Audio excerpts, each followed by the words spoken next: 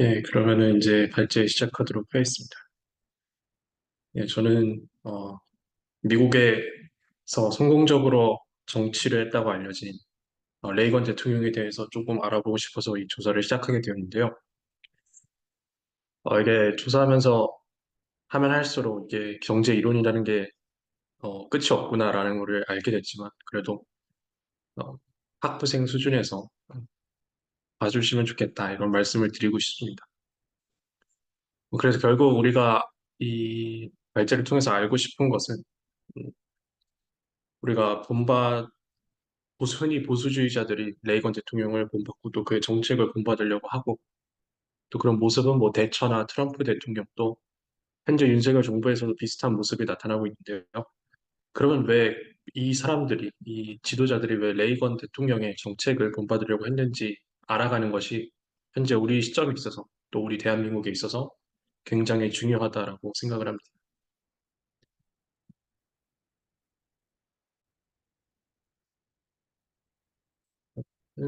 이제 레이건 대통령의 레이거노믹스에 대해서 이야기를 해보도록 하겠습니다. 레이거노믹스는 1980년대 미국 대통령 레이건이 주도한 경제 정책을 말하고 있고요. 흔히 감세, 규제 완화, 공공지출 삭감과 같은 자유주의 경제 정책을 통해서 경제 성장을 추구하고 있습니다. 그래서 레이거노믹스의 핵심 경제 정책을 살펴보면은 크게 세 가지 정도로 정리를 할 수 있는데 첫 번째 영역은 감세 부분입니다. 어, 이에 대해서 좀 더 깊이 있는 얘기는 다음 슬라이드에서 나누도록 하겠습니다. 그리고 또 규제 완화를 추구했고요. 또 공공지출 부분에서의 정부 예산을 삭감했습니다. 하지만 이 세 가지를 모두 달성했느냐라고 물어보면은 그렇진 않다라고 평가를 하고 있고 저도 그렇게 생각하지는 않습니다. 그럼에도 불구하고 레이건 대통령이 굉장히 중요하다라고 판단되는 것은 이런 시도를 한 최초의 대통령이자 거의 유일한 대통령이라고 평가를 받기 때문에 그렇습니다. 그래서 레이건 대통령이 마주했던 시대 상황이 어땠고 또 거기서 있었던 시대적 한계에 대해서 좀 알아보면 좋을 것 같습니다. 이 레이거노믹스가 탄생하게 된 배경을 아는 것이 중요한데요. 크게 세 가지 배경이 있었습니다. 먼저 첫 번째로 1970년대 미국의 경제 침체를 겪고 있었습니다. 이는 스태그플레이션이라고 불리는 새로운 경제 침체 상황이었는데요. 이 스태그플레이션은 어, 인플레이션은 오르지만 경제 성장은 되지 않는 상황을 말합니다. 보통 인플레이션이 오르면 경제 성장도 어느 정도 따라주기 마련인데 이는 인플레이션은 오르지만 오히려 경제 성장이 되지 않거나 더 떨어지는 가장 안 좋은 상황을 스태그플레이션이라고 하고 이를 미국 정부가 최초로 마주했던 상황이 1970년대의 상황이었습니다. 그런 배경에는 케인즈주의의 실패를 강하게 예시로 들 수가 있는데요.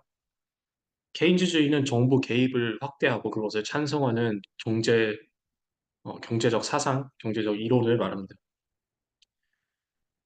그간 케인즈주의 정책이 성공했나 실패했나를 두고 뭐 여러 가지 얘기가 나눌 수 있겠지만 저는 개인적으로 생각해 볼 때 케인즈주의가 1970년대 경제 침체를 이끌어가는데 주된 요인이 되지 않았나 그렇게 생각을 하고 있습니다. 이런 상황 속에서 레이건 대통령은 지미 카터 대통령과 대선 토론을 통해서 승리를 했고 레이건 대통령이 꿈꾸던 모델은 새로운 보수주의 모델이었습니다. 그리고 지금까지 미국에 진정한 보수주의 정책을 하는 대통령이 없다라고 판단한 레이건은 기존의 공산 현재 미국 그 당시 미국에도 만연해 있던 공산주의자들을 어, 잡을 뿐만 아니라 지금까지 미국을 지배했던 이 케인즈주의 경제 정책을 어떻게 타파할 것인지를 계속해서 생각해냈고 결국 새로운 방법을 모색하게 됩니다. 즉 레이건 정부 때 이 새로운 해법을 제시를 했다는 게 커다란 의의가 될 수 있겠습니다. 그러면 이 1970년대 어떤 상황을 마주하고 있었는지를 이 그래프를 통해서 보면 도움이 되실 것 같은데 이 시기 1965년부터 1982년을 The Great Inflation이라고 부릅니다. 여기 보시면은 1955년을 0%를 기준으로 이 매년 퍼센트가 어떻게 달라지는지를 나타내고 있는데요. 이 Great Inflation의 기간 동안에 어떤 한 해는 무려 거의 15%, 인플레이션 성장이 한 해에만 15%를 달성하는 높은 인플레이션을 보였습니다. 이런 인플레이션이 달성하게 된 사상적 배경에는 역시 케인즈주의가 있었는데 케인즈주의는 소비주의 경제라고도 부릅니다. 그거에 대한 예시는 1946년에 노동법이 만들어진 데에서 이 정부가 어떤 역할을 하는지 살펴볼 수가 있습니다. 이 1946년에 발행된 노동법에 따르면 최대 고용, 생산 및 구매력을 촉진하는 것이 연방 정부의 책임이다라고 이렇게 규정을 해놨고 이 재정 정책과 통화 정책 간의 이 정부의 개입을 강화했습니다. 어, 이 처음에는 굉장히 효과가 있는 것처럼 보였는데요. 이 1969년도까지의 실업률을 보면은 자연 실업률을 달성하고 있었습니다. 이 자연 실업률이란 거의 우리가 취업할 수 있는 최대의 실업률을 달성하는 것이 자연 실업률이라고 부르는데요. 어, 즉 자연 실업률이란 어, 거의 모든 사람들이 완벽 고용에 가까울 정도로 일을 하고 있다는 것을 의미합니다. 하지만 저희는 앞에서 이 케인즈주의가 실패했다라고 이야기를 했습니다. 또 1965년부터 미국은 더 그레이트 인플레이션을 겪고 있었고요. 하지만 어떻게 이렇게 상당히 긴 기간 동안 낮은 실업률을 기록할 수가 있었을까요? 저는 이것을 전쟁이 가져다 준 특수한 상황에 약간 속지 않았나 이렇게 생각을 합니다. 여기 이 그래프에서 보시면은 1973년에 베트남전에서 미군이 철수하게 됐는데요. 이 베트남전은 미국이 거의 20년 동안 참전했을 정도로 굉장히 오랫동안 참전했던 전쟁이고 또 그 전에는 한국 전쟁이 있었습니다. 이런 연달은 전쟁을 준비하고 또 직접적으로 참여하는 과정에서 자연스럽게 국가는 낮은 실업률을 경험하게 됩니다. 왜냐하면 국민들이 전쟁 상황터로 군대로 끌려가서 강제적으로 실업률을 낮추게 되는 효과가 발생하게 되니까요. 그래서 거의 이때까지만 하더라도 어, 이 전쟁의 상황으로 인해서 케인즈주의 경제 정책에 폐해가 나타나지 않고 계속해서 낮은 실업률을 보여주는 것을 알 수 있습니다. 이 레이건 대통령이 1981년에 취임을 하는데요. 이 당시 실업률이 무려 8%에 달했고 그 임기 초에는 11%에 달하는 등 엄청난 실업률을 보였습니다. 이게 얼마나 대단한지를 알려면은 이 IMF 당시 한국의 최대 실업률을 제가 조사를 해봤더니 7%가 나오더라고요. 저희가 많은 한국 사람들이 그 IMF 당시를 굉장히 힘든 시기로 표현을 하고 있고 또 많은 가장들이 직장을 잃은 우울감으로 인해서 많이 자살을 하고 그랬는데 그 정도가 7%였으니 이 당시 레이건 대통령이 마주했던 이 미국의 실업률 상황이 얼마나 더 끔찍한지를 우리는 감히 상상해 볼 수가 없습니다. 그리고 또한 이전에서 미국이 굉장히 큰 인플레이션을 오랜 기간 동안 겪어왔다라는 것을 어, 생각을 같이 해보면은 높은 인플레이션과 실업률이 동시에 주는 그 압박감이 얼마나 심했을지를 상상해 볼 수가 있습니다. 하지만 이렇게 저희가 이 그레이트 인플레이션 기간을 보면은 상당히 긴 기간을 자랑하고 있는데요. 거의 20년에 가까울 정도죠. 반올림하면 20년 정도가 되는데 이 20년이라는 기간 동안에 왜 미국 정부에서는 또 경제 정책을 담당하는 사람들은 왜 케인즈주의를 버리지 않았는지를 생각해 보면은 도움이 될 것 같습니다. 이 이론적 배경에는 필립스 곡선이라는 이론이 있었는데요. 이 필립스 곡선에 대해서 간단하게 알아보자면은 어, 이 인플레이션과 실업률은 반비례 관계다라는 게 필립스 곡선의 정의입니다. 그래서 어떤 뭐 학자들에 따라서 또 시기에 따라서 이 곡선의 모양이 조금씩 달라지지만 이렇게 일반적인 모양을 갖추고 있음을 알 수 있습니다. 이는 1950년대 뉴질랜드 출신의 한 교수가 과거 영국의 데이터를 수직 분석해서 만든 이론인데요. 이 필립스 곡선을 보면은 굉장히 흥미로운 사실이 있는데 이 물가 상승률이 높으면은 실업률이 낮게 기록된다라는 것입니다. 즉 인플레이션이 높으면은 실업률이 낮아진다라고 생각을 했던 것이죠. 또 반대로 실업률이 인플레이션이 낮으면은 실업률이 굉장히 높아진다라고 생각을 했었습니다. 물론 이것은 어느 정도 사실이긴 했습니다. 그리고 또 이 기조는 생각보다 오래 가게 되죠. 그래서 이 상황 속에서 이 두 그래프를 같이 생각을 해보시면 좋을 것 같은데 이 인플레이션이 굉장히 오랫동안 유지가 되고 정부에서 이것을 적극적으로 해결을 하지 않았던 이 근거가 이 필립스 곡선에 있었음을 상상해 볼 수가 있습니다. 즉 정부는 인플레이션이 높으니까 실업률 또한 낮아질 거라 생각을 했던 것이죠. 왜냐하면 그 당시 필립스 이론에 따르면 그랬으니까요. 하지만 미국의 실업률 그래프를 다시 살펴보면은 결과는 정반대였습니다. 실업률이 계속해서 높아지지만 어, 인플레이션이 계속해서 높아지지만 실업률 또한 줄어들지 않고 계속해서 높아지는 모습만 보여주고 있었습니다. 그때 레이건 정부가 나타나기 직전 한 10년 전쯤에 새로운 필립스 곡선이 그려지게 되는데요. 이는 밀턴 프리드만 같은 교수가 이야기했던 필립스 곡선의 음, 교정입니다. 새로운 필립스 곡선을 이렇게 새로 만들어냈습니다. 밀턴 프리드먼은 이 필립스 곡선을 단기적인 상황에서는 말이 된다라고 생각을 했습니다. 하지만 이런 정부가 인플레이션을 계속해서 주도하는 그런 정책을 오래 할수록, 즉 그것을 장기적인 계획으로 끌고 가면은 중앙은행이 인플레이션을 상승을 노리더라도 이 실업률에는 변화가 없다라는 이론을 새로 발표하게 되고 그것이 1970년대 상황입니다. 그 전까지 메인이 됐던 이 필립스 곡선의 이론을 또 경제 정책의 기조를 반대하는 그런 새로운 이론이 나타나는 것을 우리가 상황적으로 알 수가 있습니다.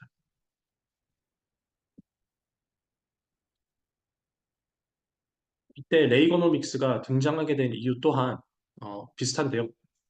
기존에 있었던 케인주의의 경제 정책의 한계를 극복하고 싶었습니다. 그리고 케인주의 경제는 적극적으로 정부가 개입을 하는 것을 염두에 두고 있었습니다. 왜냐하면 정부는 정의로운 역할을 수행하는 기관이기 때문에 어, 그들의 아, 시민들의 실업률을 정부가 해결하고 또 경제를 정부가 굴리는 등 경제 역할을 강조했기 때문에 그렇습니다. 이런 상황 속에서 레이거노믹스는 새로운 경제 접근 방식, 정책을 발표를 하게 되는데요. 네 가지로 정리해 볼 수가 있습니다. 첫 번째로 공급 중심적 접근을 실천했습니다. 이는 케인주의 정책이 수요 중심적 접근이라고 생각을 하면 되는데 이것은 정반대의 개념입니다. 정부가 기업과 개인에게 영향력을 끼치는 것이 아니라 그 영향력을 줄임으로써 즉 기업과 개인에 대한 세금 및 규제를 완화함으로써 경제의 활성화를 생각해내는 것이 공급 중심주의적 접근 방법입니다.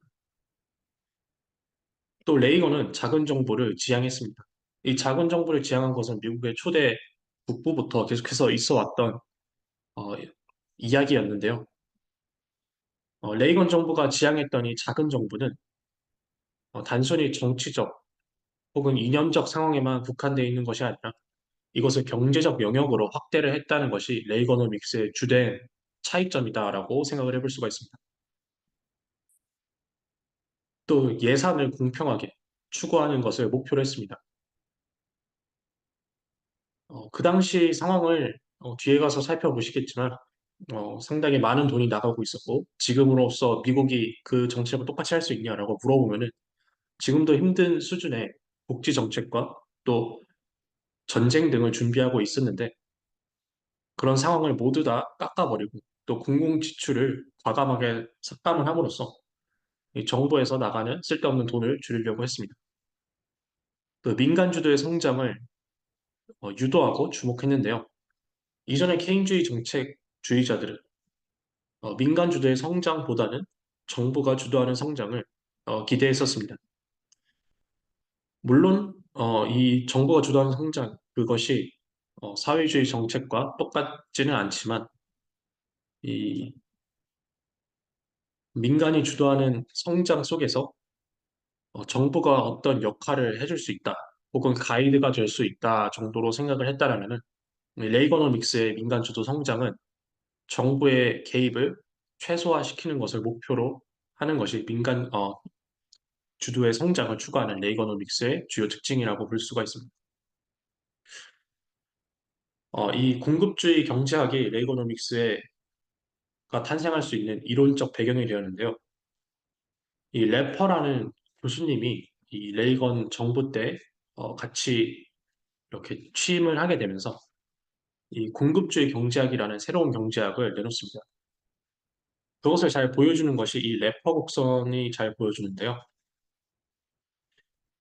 이 공급주의 경제학은 생산과 투자를 증가시킴으로써 경제를 촉진하는 데, 즉 작은 정부와 기업의 성장을 추구함으로써 경제 성장을 촉진하는 데 중심적인 아이디어를 두고 있습니다.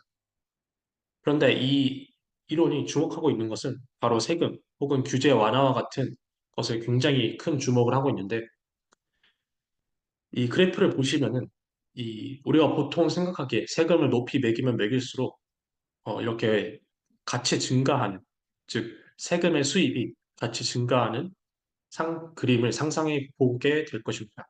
그리고 또 그런 그림이 기존 케인즈주의 경제학자들 사이에서 당연하게 받아들이고 있었고요. 하지만 래퍼 교수는 그것과 반대되는, 그것과 어, 그것을 따르지 않는 이 새로운 래퍼 곡선을 발표하게 됩니다. 즉 세율이 높으면 오히려 세입이 낮아지게 된다라는 것이죠. 래퍼 교수가 주장했던 것은 현재 세금이 너무 높기 때문에 미국의 어, 세입이 좋지 않다라고 주장을 했었습니다. 그래서 오히려 세금을 낮출 때, 즉 적정 세율을 달성했을 때 조세 수입의 극대화가 일어날 수 있다라고 생각을 했습니다. 이 적정 세율을 달성해야 되는 그 이론적 근거는 이렇습니다.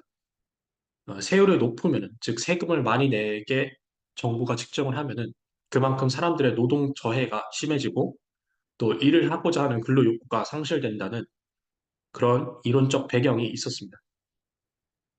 그렇기 때문에 세율을 적정하게 낮춤으로써 또 규제를 적정 수준으로 낮춤으로써 민간과 또 기업의 성장을 추구하고 그 성장을 바탕으로 이 세율을 줄였지만 그 성장이 그만큼 크기 때문에 조세 수입이 오히려 더 늘어난다라는 접근 방법을 가지고 있었던 것이죠. 이렇게 시행된 레이거노믹스의 장단점은 명확하게 갈립니다. 첫 번째로 경제 성장을 촉진했다, 또 인플레이션을 억제했다, 그리고 생산성을 향상한 장점이 있습니다. 하지만 어떤 사람들은 이렇게 단점을 얘기하기로 합니다. 소득 불평등이 강화되었다, 또 재정 적자가 증가되었다, 또 복지가 축소되었다, 이렇게 이야기를 하고 있습니다. 이것에 대해서 좀 더 구체적으로 알아보도록 하겠습니다. 먼저 레이건 정부가 경제 성장을 얼마나 달성했는지를 보기를 원하는데요. 우리가 지난번 인플레이션 그래프에서 1965년부터 1983년까지, 1982년까지 이 굉장히 높은 인플레이션 비율을 보여줬습니다. 저는 이 그래프, 실질 경제 성장률 그래프를 통해서 레이건 정부가 어떤 업적을 달성했는지를 간단하게 보기를 원합니다. 이 인플레이션이 굉장히 높은 상황이었지만 이렇게 경제 성장이 떨어진 상황을 스태그플레이션이라고 부르는데 이 1970년대는 이런 스태그플레이션이 여러 있었습니다. 또 그것으로 인해서 엄청난 고통을 국민들이 호소하고 있었죠. 그런데 레이건 정부가 보여준 이 그림을 보면은 임기 초에는 앞에의 경제적 영향으로 인해서 고생하는 모습을 보이지만 한 기점을 중심으로 굉장히 높은 경제 성장률을 보여주고 있다라는 것을 우리가 알 수 있습니다. 이는 지난 앞서 있던 정부들과 또 그 뒤에 있는 정부들보다 더 높은 경제 성장률을 보여준 것인데요. 이렇게 1970년대에 있었던 스태그플레이션을 극복할 수 있었던 데에는 레이건의 작은 정부의 역할이 굉장히 크다라고 생각을 해볼 수가 있습니다. 또 레이건 정부에 있어서 인플레이션 변화를 이 앞에 봤던 이 그래프를 통해서 다시 보기 원하는데, 음, 앞에서 케인즈주의 정책의 실패를 와 함께 이 그래프를 저희가 같이 봤었습니다. 그런데 이 그래프를 좀 더 구체적으로 보기 위해서 이때 어떠한 굵직굵직한 사건들이 있었는지를 저희가 이렇게 표시를 해봤는데요. 먼저 첫 번째로 경제적으로 미국에 큰 부담이 되었던 것은 바로 베트남 전쟁이었습니다. 이 베트남 전쟁은 20년 동안 미국이 베트남에 참전했었고 또 그만큼 큰 돈을 쏟아부었습니다. 학자들에 따라 다르지만 어, 그 당시 미국 달러 기준으로 천억 20년 동안 천억 불에서 1,700억 달러 정도의 어마어마한 거금을 베트남 전쟁에서 사용했고 결국 베트남 전쟁에서 철수를 해서 굉장히 뼈아픈 상처만 남은 전쟁으로 남아있게 되었습니다. 또 그와 동시에 베트남 전쟁이라는 그 어마어마한 돈을 사용하는 상황 속에서도 이 위대한 사회라는 이 경제 복지 슬로건을 발표하게 되는데요.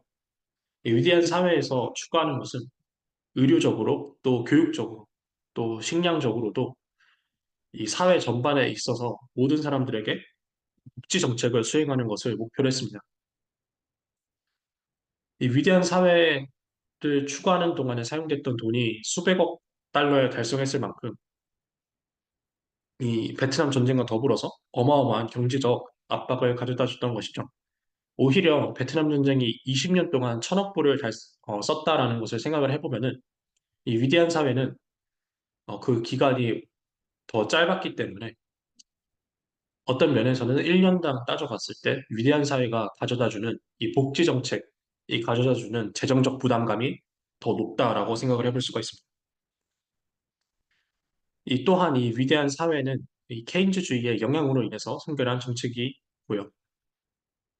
또 양적 완화가 이 당시에 같이 성행하게 됩니다.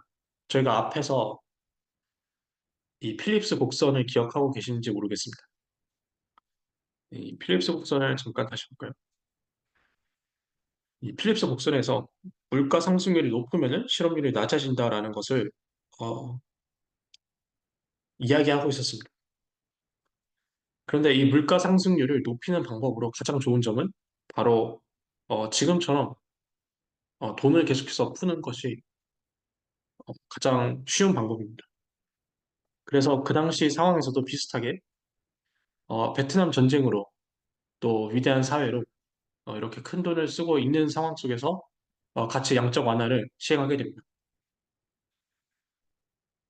그렇게 해서 나타나는 결과가 이렇게 큰 인플레이션을 17년 동안 달성했다라는 것을 우리가 알 수 있었고요. 물론 그 당시에는 석유 파동이 같이 있었습니다. 1973년에 1차 석유 파동이 있었고 1979년에 2차 석유 파동이 있었습니다. 하지만 이 석유 파동만으로는 이 그레이트 인플레이션을 설명하기에 부족합니다. 왜냐하면 석유 파동으로 전 세계가 힘들어했던 건 맞지만 미국만큼 이렇게 17년 동안 헤매진 않았기 때문에 그렇습니다.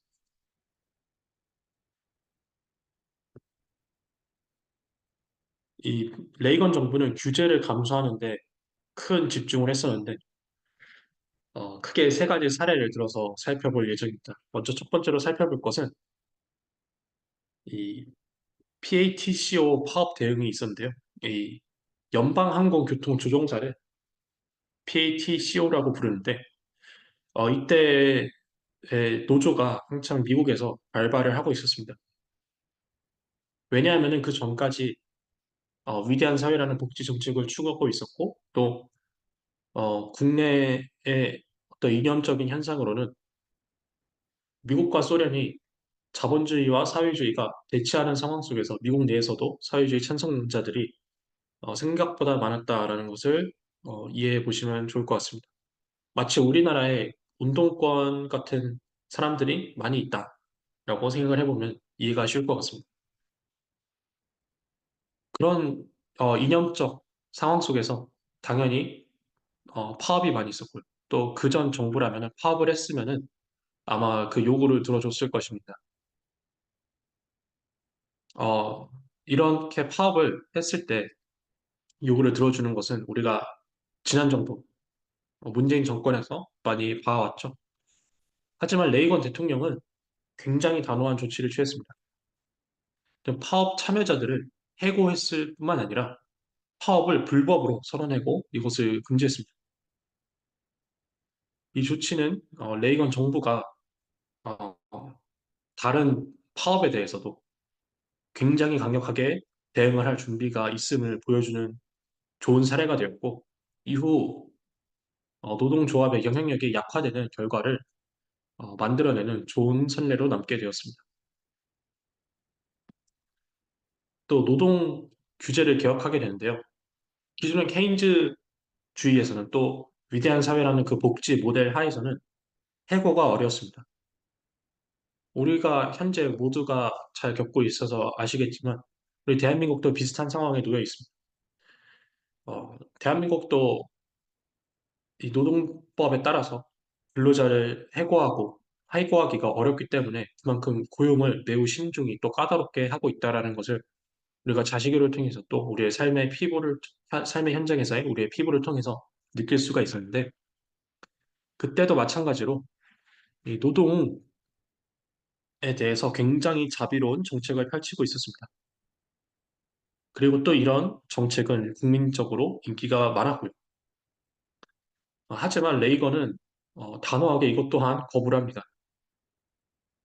이 정규직과 비정규직을 쉽게 해고하고 쉽게 고용할 수 있는 환경을 마련함으로써 이 구분을 완화시켰는데요. 즉 정규직이든 비정규직이든 혹은 알바를 할지라도 어, 그들을 쉽게 해고할 수 있고 그만큼 또 쉽게 고용할 수 있었습니다. 이런 상황 속에서 어, 자신의 일자리를 더 빠르게 찾아갈 수가 있었을 것입니다. 또 노동 관련 소송에 대해서도 법을 제정을 바꾼 법을 제정했는데요. 이 노동 관련 소송에서 어, 기업의 책임을 제한하는 법률이 도입됐습니다. 현재 우리 대한민국이 어, 생각보다 깐깐한 기업의 책임을 근거로 하고 있는데 현장에서 사고가 나면은 기업의 책임이 어마무시하게 책정이 되고 있습니다.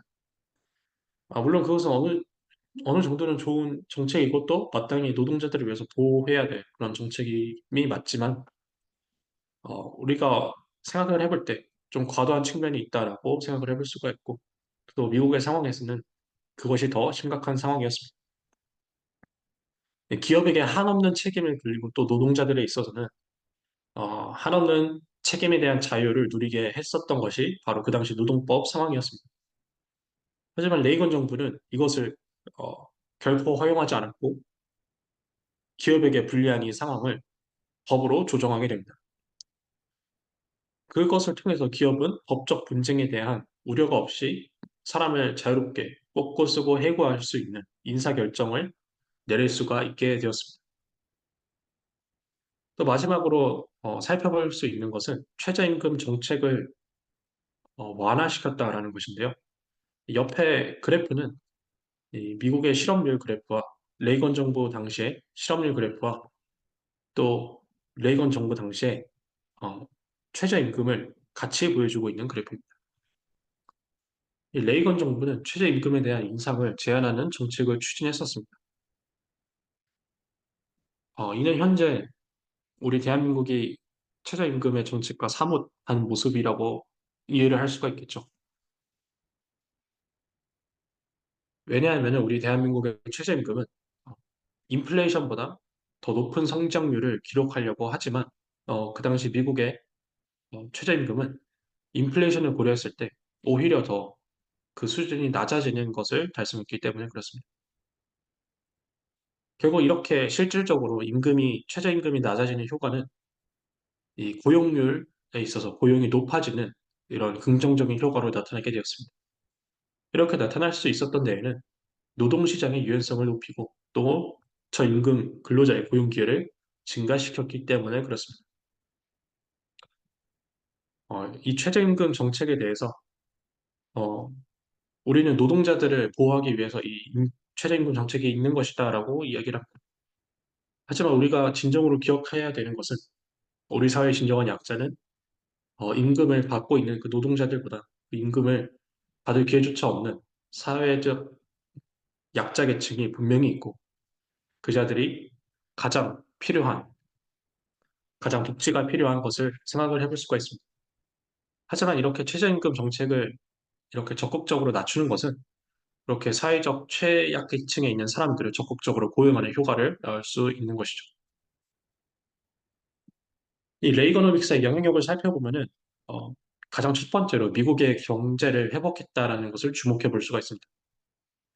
1965년부터 1973년까지 있었던 The Great Inflation을 레이건 정부에서 비로소 해결을 하게 되고요.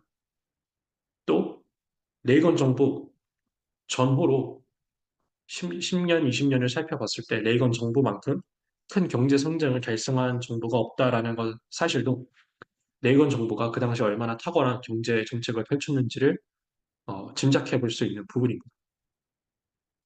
또 두 번째로 이 레이거노믹스 정책은 전 세계적으로 확장이 되었습니다. 대표적으로 영국의 대처 수상이 있죠. 이 대처 수상회 같은 경우 레이거노믹스와 굉장히 유사한 정책을 펼침으로써 그 당시 자유주의 세계의 한 국가의 리더로서 미국과 같이 어깨를 나란히 하고 영국병을 치료하는 좋은 결과를 낳는 것을 보여주었고 이렇게 좋은 결과를 보여준 레이거노믹스와 대처의 정책은 또 후에 여러 가지 대통령들에 있어서 또 좋은 영향력을 끼치게 됩니다. 여러분들이 굉장히 흥미롭게 들어볼 수 있는 사실은 이 레이거노믹스가 실현되었을 당시에 우리나라 정부가 전두환 정부였는데요. 많은 사람들이 전두환 정부에 대해서 반감을 가지고 있지만 그의 경제 정책을 살펴봤을 때 레이거노믹스와 상당히 닮은 점이 있다라는 것을 우리는 주목할 수 있어야 됩니다. 또 경제 성장의 시기를 봤을 때 전두환 정부만큼 그렇게 큰 경제 성장률을 달성했던 적이 없던 것도 우리가 규추해 볼 수 있는 부분입니다. 또 레이거노믹스는 어, 보수주의 입장에 있어서 또 자유주의 입장에 있어서 굉장히 찬성을 받고 또 우대를 받는 정책이지만 또 케인주주의 정책주의자들의 입장에 있어서 또 큰 정부를 원하는 사람들에 있어서는 굉장히 반대를 하고 있고 또 그만큼 지속적으로 논쟁이 이어나가고 있습니다.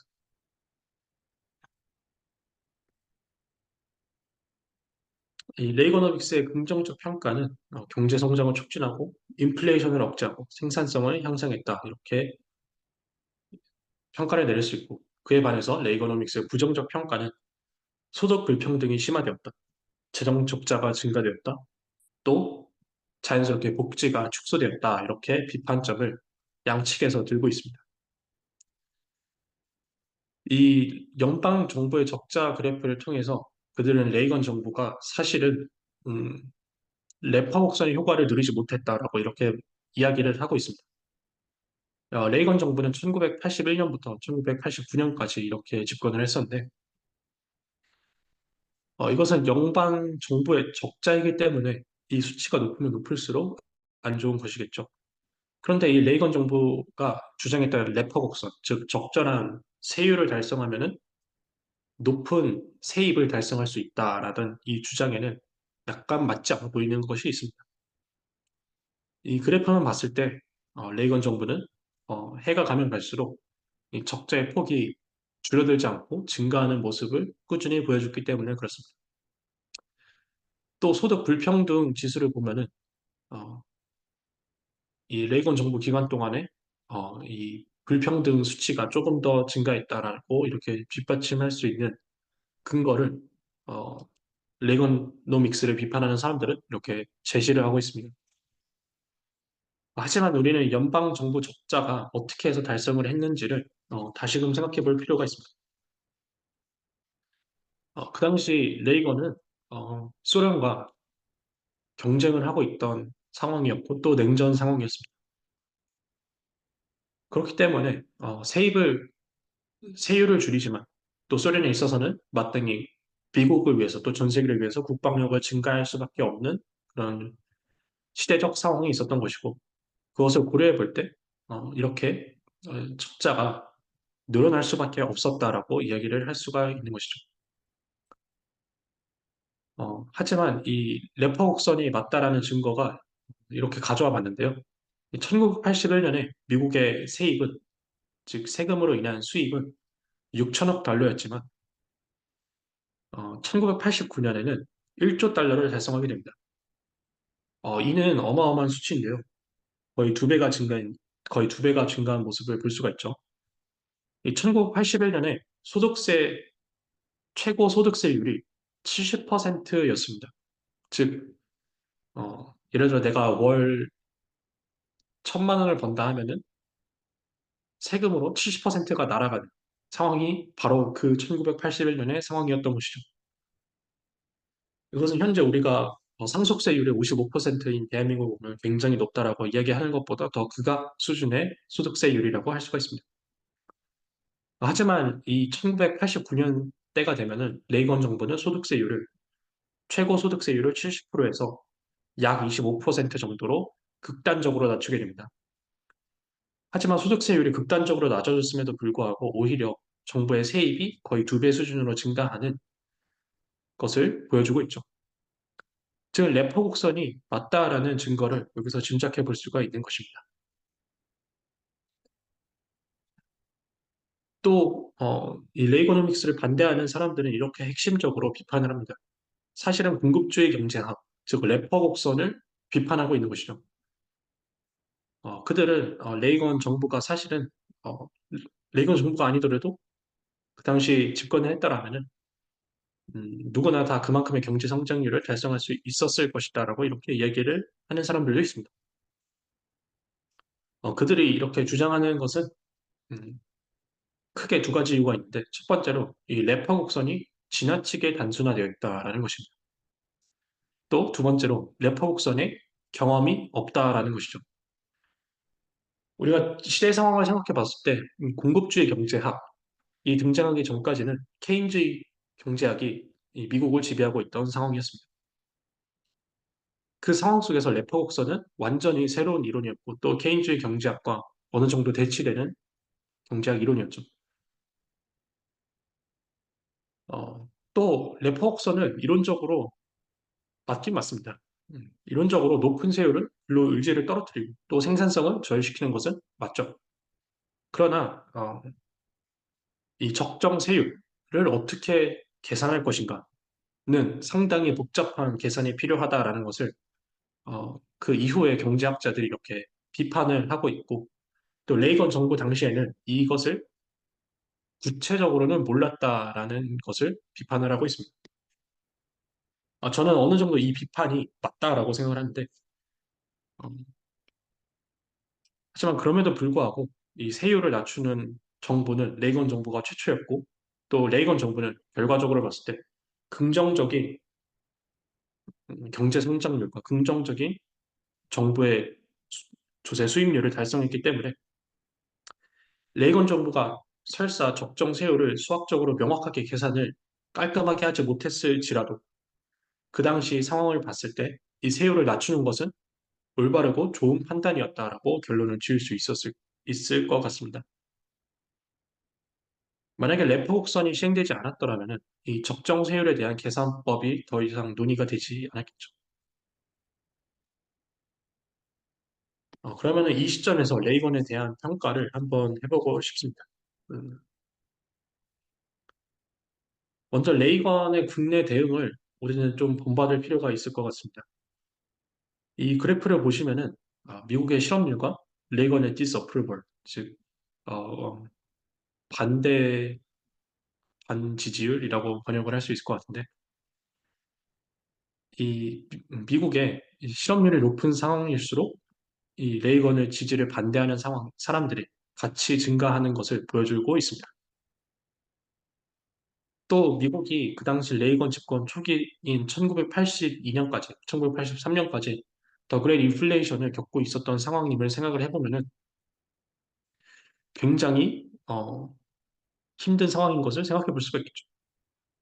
그런 상황 속에서 지금 모든 사람들이 직업에 목마르고 모든 사람들이 돈에 목마른 상황 속에서 레이건 정부는 과격한 정책을 펼쳤습니다. 바로 복지를 감소하고 또 새로운 경제 정책, 이전에 없었던 경제 정책을 새롭게 추구하고 또 돈에 목마른 사람들에게 돈을 끊고 돈을 오히려 수거하는 긴축 정책을 펼쳤고요.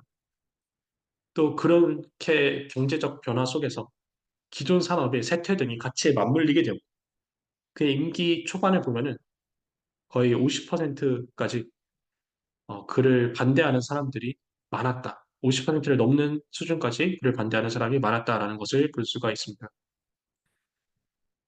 이는 임기가 막 시작했을 당시에 그를 반대하는 사람이 18%에 불과했다라는 것을 보면은 엄청나게 증가, 거의 3배 정도 증가한 수치인데 이렇게 급격히 그를 반대하는 사람들이 많아졌음에도 불구하고 레이건 대통령은 그의 정책 기조를 절대 바꾸지 않았습니다.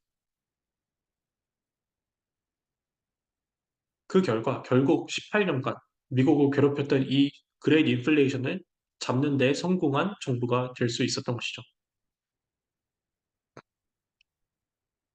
이렇게 용기 있는 레이건의 행동이 어, 케인즈주의 경제 정책을 반대하는 새로운 경제 정책을 꾸준히 실행할 수 있게 되었고 그 새로운 경제 정책은 미국을 정상 궤도로 올려놓는 어, 정상화를 이뤄낼 수 있었습니다.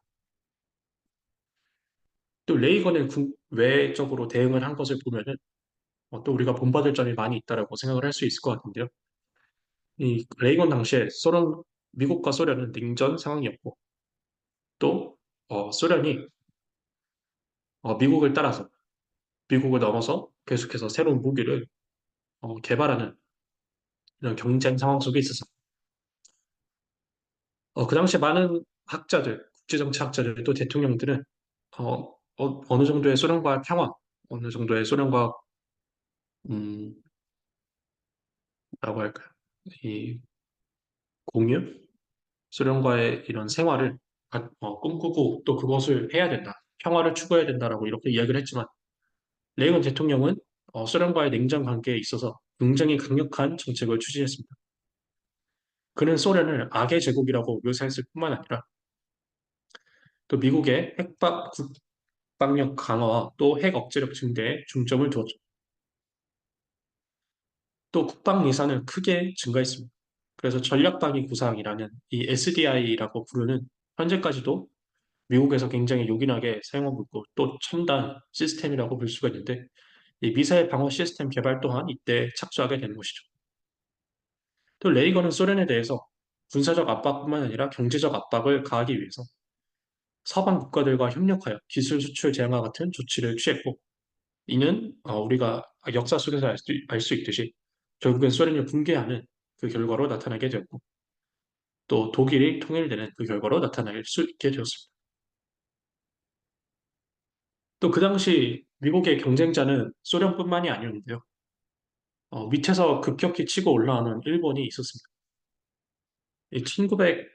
1980년대 일본 경제는 감히 미국을 뛰어넘을 것이다라고 많은 경제학자들, 심지어 노벨 경제학자들을 수상한 사람들도 21세기는 일본의 해가 될 것이다라고 이렇게 과감히 예언을 했었는데요. 그만큼 일본이 가지고 있었던 어떤 경제적 위험감, 어떤 경제적 추진력이 막강했기 때문에 그렇습니다. 미국 입장에서 어, 일본은 비록 오방국이라 할지라도 미국을 이겨서는 안 되는 것이었죠. 이렇게 밑에서 치고 올라오는 일본에 대해서 레이건 정부는 어, 강력한 조치를 취하게 됩니다. 먼저 첫 번째로 어, 이 무역 불균형 문제를 해결하고자 했는데요.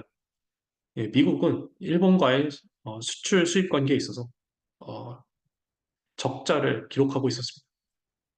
즉, 일본 애들은 미국 물건을 안 사주는데 미국 사람들은 일본 물건을 엄청 사주고 있었다는 것이죠.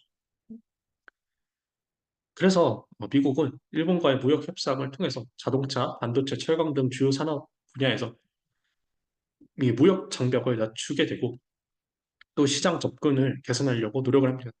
하지만 이로써는 부족했습니다. 그래서 미국은 시장에서의 공정 경쟁 유지라는 것을 명목으로 일본에 어마어마한 조치를 강하게 되는데요. 우리가 어, 모두 다 알고 있는 것입니다. 혹시 이 사진을 알고 계신 분이 있을지 모르겠는데 이 사진은 그 당시 선진국인 5개 국가가 모여서 통화를 어떻게 정리를 할 것이냐를 회의했던 바로 그 플라자 합의가 막 이루어지고 난 사진이라고 볼 수가 있습니다.